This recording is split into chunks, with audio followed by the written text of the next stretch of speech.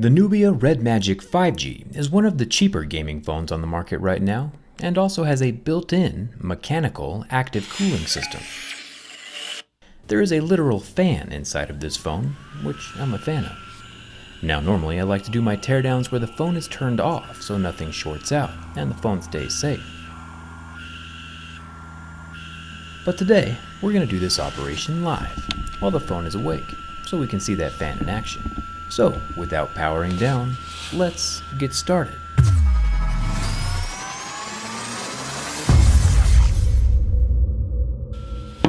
This phone is built in the same way as a lot of other glass-backed phones. I'll use a bit of heat to soften the adhesive under the glass, and a thin pry tool or razor to cut through that adhesive.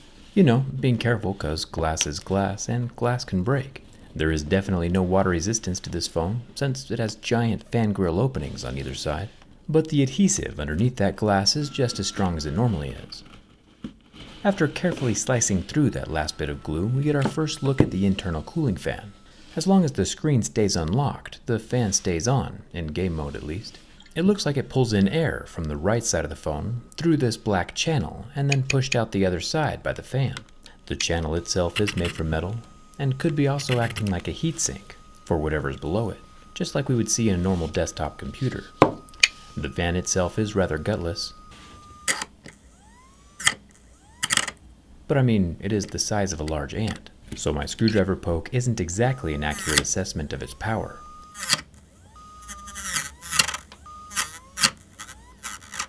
Nubia does say this fan has a tested lifespan of 30,000 hours. That's a lot of gaming. Let's go deeper by removing these 14 Phillips head screws and popping off the top black panel, so we can see the underside of that air channel. Below that black shield, we can now more clearly see the fan and hear how it struggles when I cut off its airflow. Most phones have passive cooling systems built in, you know, no moving parts, just copper plates and heat pipes and stuff. So this active cooling system with a fan is super unique, and if I position the phone just right, it can blow all the little pieces of paper away, so it's definitely moving air at least. Now, thermal paste is connecting that metal portion of the air channel to what I assume is the processor for the RedMagic 5G. It's good to see that the channel is made from metal, because metal conducts heat away much better than plastic would. There's some other pretty weird stuff in here, but first I gotta turn the phone off and remove the long rear LED ribbon cable for the RGBs. The LEDs just shine into the white plastic for that glow effect. The rest of this phone is kind of an unorganized mess. The battery actually has two connectors. I assume one is to power the fan and the other is for the phone, but that's just a guess. I'll pop off the additional extension ribbons and the screen ribbon cable, just like little Legos. Then I can unclip the headphone jack and front-facing camera. This is an 8 megapixel little guy that can film in 1080p. Then there's this guy. Some of you youngins might not remember, but this is a headphone jack. It can instantly play sound through wires that never need recharging. Pretty crazy, I know. There is one screw on the motherboard along with a few more signal wires, then another little ribbon up top for the front-firing earpiece speaker. Then the whole board can shift down and fold up out of the phone with one additional ribbon cable on the backside. And here's the motherboard. We've actually never seen anything quite like this, with random splotches of copper tape all over the metal shields. I'll explain why this is weird in a second.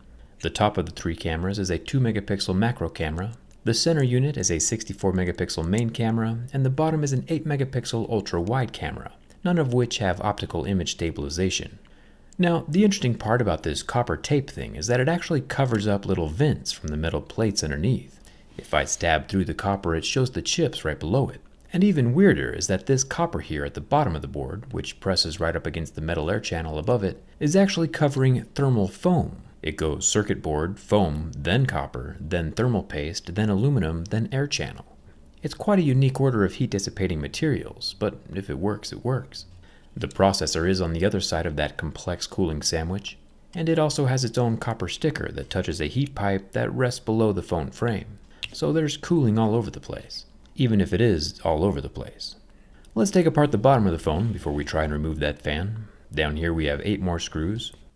Once the plastic is removed, we can see a small circular rotating vibrator, along with the SIM card tray, and one screw that's holding everything down. Then the little SIM card and microphone board can come out at the same time with the USB-C charging port, which is all by itself on its own little ribbon.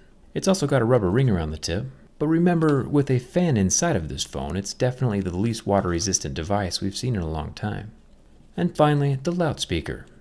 No foam balls, but the speaker does have water-resistant mesh over the opening at the base of the phone, so at least some holes are protected.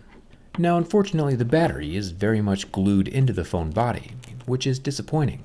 One big thing manufacturers can do to make their phones easier to repair and easier to recycle is adding battery pull tabs like we saw inside of the new iPhone SE. Permanent batteries are completely unnecessary. Bending the battery, like you see here, destroys it. Once those internal layers touch, it's curtains for the battery.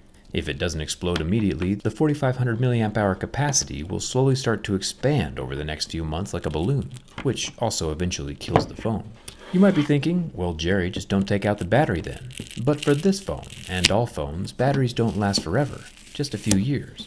And this phone in particular requires the battery to be removed to access the screen ribbon cable. So for every single screen replacement, it'll require a new battery, which adds unnecessary costs, all of which could be avoided with the Magic pull tabs. Now for the fan. Nubia says this guy has 30% more air volume increase over last year's RedMagic 3 and can spin at 15,000 RPMs. It's very securely adhered to the phone though, and only comes out in pieces. Let's just say it'll be a miracle if this phone turns on again. There is no waterproofing mesh over the air vents, which makes sense, because that would restrict the airflow quite a lot, negating all the benefits. Overall, I'm still a fan of this fan inside of a phone concept. The phone is not very repairable though, so if that's important to you, I'd buy something else. It's definitely less complicated than the Black Shark 3 though. I'm not sure why all gaming phones have to be nightmares to take apart.